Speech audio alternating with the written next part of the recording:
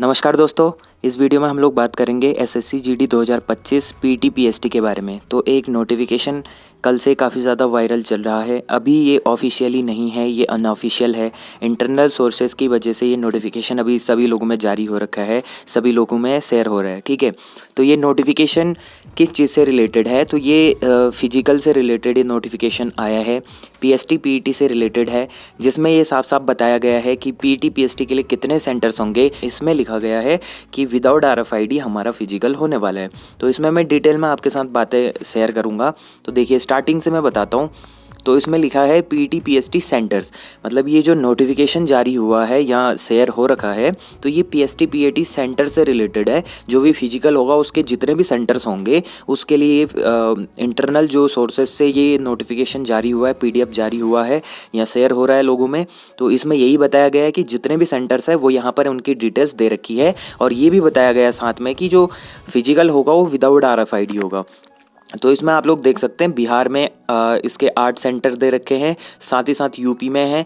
ऐसे करके आप लोग इस पूरे नोटिफिकेशन को पढ़ सकते हैं। मैं टेलीग्राम पर ये पीडीएफ पूरी शेयर कर दूंगा।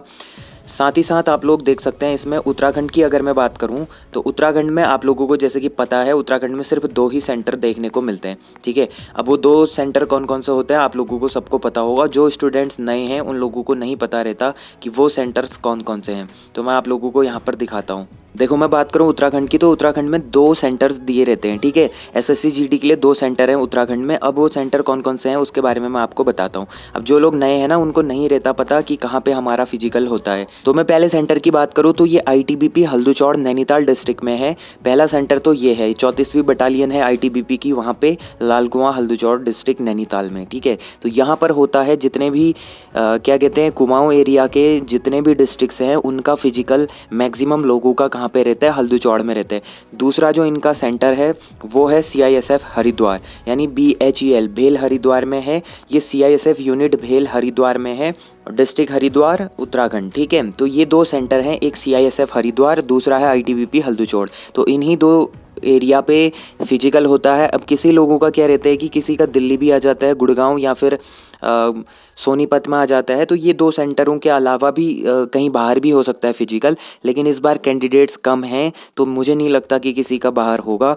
हो सकता है किसी लोगों का, लेकिन ज़्यादातर मैक्सिमम लोगों का इन 2 ही सेंटर्स में रहता है, आईटीबीपी हल्दूचौड़ नैनीताल और सीआईएसएफ हरिद्वार भेल। अब जो गढ़वाल रीजन से आते हैं उनका हरिद्वार में ही रहता है मैक्सिमम लोगों का, और जितने भी जनरल एरिया से आते हैं उनका भी मैक्सिमम लोगों का कहाँ रहता है, जनरल एरिया वालों का, उनका भी हरिद्वार में रहता है। ठीक है, तो ये 2 सेंटर्स थे। बाकी इसमें सारी डिटेल दी हुई है उन्होंने कि कितने टोटल सेंटर होंगे। तो आप लोग जैसे कि यहाँ पर देख पा रहे होंगे 105 सेंटर उन्होंने टोटल दे रखे हैं। ठीक है, तो ये जो एसएससी जीडी के लिए टोटल सेंटर्स हैं उसमें से 105 सेंटर उन्होंने सेलेक्ट करे हैं। तो ये जो फिजिकल है ये कौन लोग कराते हैं, कौन कौन सी ऐसी पैरामिलिट्री फोर्सेस हैं जो ये फिजिकल कंडक्ट कराती हैं। तो पहला आता है बीएसएफ का। बीएसएफ के 23 सेंटर्स बने हुए हैं। फिर आता है सीआरपीएफ का, जिसके 25 सेंटर्स बने हुए हैं। फिर आता है सीआईएसएफ का, इनके 22 सेंटर्स बने हुए हैं। इसके बाद आईटीबीपी, इनके 19 सेंटर हैं। एसएसबी के भी 7 सेंटर हैं और असम राइफल के 9 सेंटर हैं। तो टोटल सेंटर्स की मैं बात करूँ तो 105 सेंटर हैं, जिसमें से BSF, CRPF, CISF, ITBP, SSB और असम राइफल, ये सारी जो सीएपीएफ फोर्सेस हैं यही लोग क्या कराते हैं, एसएससी जीडी का फिजिकल कंडक्ट कराते हैं। तो पहले तो बात हो रही थी कि आरएफआईडी बेस्ड फिजिकल होने वाला है, लेकिन अभी जो ये इंटरनल सोर्सेज से जो ये पीडीएफ वायरल हो रखा है इसमें लिखा है कि विदाउट आरएफआईडी फिजिकल होने वाला है। बाकी बात रही जो डीवी होगा, आरएमई होगा, मेडिकल वगैरह जो सारी प्रोसेस होगी, क्या डीवी और मेडिकल भी साथ में होगा? तो जी हाँ, तो चांसेस तो यही हैं कि डीवी और मेडिकल भी साथ में होगा। ठीक है, पहले क्या कहते हैं फिजिकल होगा, उसके बाद डीवी होगा और उसी दिन आपका शाम को मेडिकल लिया जाएगा। ये सारी चीज़ें होने वाली हैं। तो ये इंटरनल सोर्सेस से ये पीडीएफ वायरल हो रखी है। बाकी इसका अभी भी कोई भी ऑफिशियली एसएससी ने अपनी वेबसाइट पर इसको अपलोड नहीं करा है, अपडेट नहीं करा, ये पीडीएफ शेयर नहीं करी है वहाँ पे। शायद हमें इस वीक या फिर नेक्स्ट वीक हमें देखने को मिल जाएगा। 15 जुलाई तक हमें ये नोटिफिकेशन देखने को मिल जाएगा और जल्द ही आपके फिजिकल भी स्टार्ट हो जाएंगे। तो आप लोग, अभी बारिश का मौसम चल रहा है, काफ़ी ज़्यादा बारिश हो रही है, आपको तैयारी करने में दिक्कतें भी आ रही होंगी। जितना टाइम आपको मिल पा रहा है, आपके पास मैक्सिमम 1 मंथ बचा है, तो 1 मंथ में आप लोग अच्छे से तैयारी करें। बाकी फ़िज़िकल की जो डेट है वो 15 अगस्त के बाद शुरू होने के पूरे चांसेस हैं। अगस्त 15 के बाद आपके फ़िज़िकल स्टार्ट होने के पूरे चांसेस हैं। आपका क्या कहते हैं, फ़िज़िकल की नोटिफिकेशन भी जल्द आ जाएगी, इस हफ्ते या अगले हफ्ते तक आ जाएगी।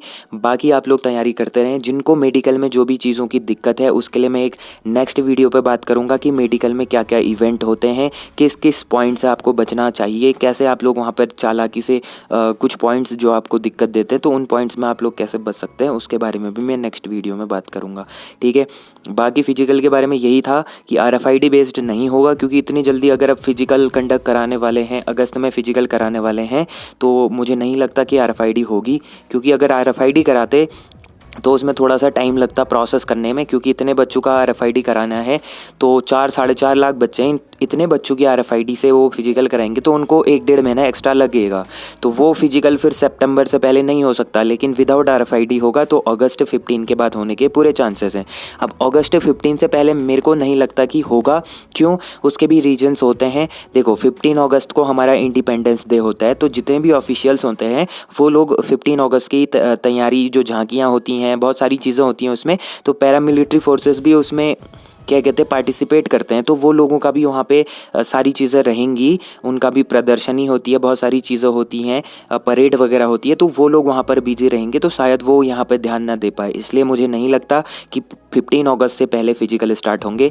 जहाँ तक है 15 अगस्त के कुछ ही दिनों बाद फ़िज़िकल कंडक्ट करा सकते हैं। तो आप लोग ज़्यादा टाइम आप लोगों के पास नहीं है, ये सोच के मत चलें कि अभी बारिश का टाइम है, हम नहीं दौड़ पा रहे, बाद में दौड़ेंगे, अभी टाइम है, ये सोच के मत करना। जिनका फ़िज़िकल थोड़ा वीक है वो लोग अभी से सुबह शाम दोनों टाइम प्रैक्टिस करें। भले आप लोग 5 किलोमीटर नहीं दौड़ पाते, लेकिन सुबह शाम जाके 2 किलोमीटर, 3 किलोमीटर, 4 किलोमीटर की अगर आप लोग प्रैक्टिस करोगे अभी से, 10-15 दिन में आप लोगों का थोड़ा टाइमिंग बढ़ेगा। ठीक है, स्टेमिना बढ़ेगी, फिर टाइमिंग कम होने लगेगा। आपको ज़्यादा टाइम लगता होगा तो धीरे धीरे वो कम होने लगेगा। तो इस तरीके से आप लोग अच्छे से फ़िज़िकल निकालेंगे। फ़िज़िकल के बारे में भी मैं आपको बताऊंगा कि वहाँ पर आप लोगों को किस तरीके से बचना है, किस तरीके से रनिंग करनी है। बहुत लोगों को प्रॉब्लम होती है, किसी का सिन पेन हो जाता है, किसी का नी पेन हो जाता है, किसी को वॉमिटिंग होने लगती है, मुँह से झाग पानी निकलने लगता है, किसी के पेट में दर्द होने लगती है, बहुत सारी दिक्कतें होती है रनिंग करते टाइम।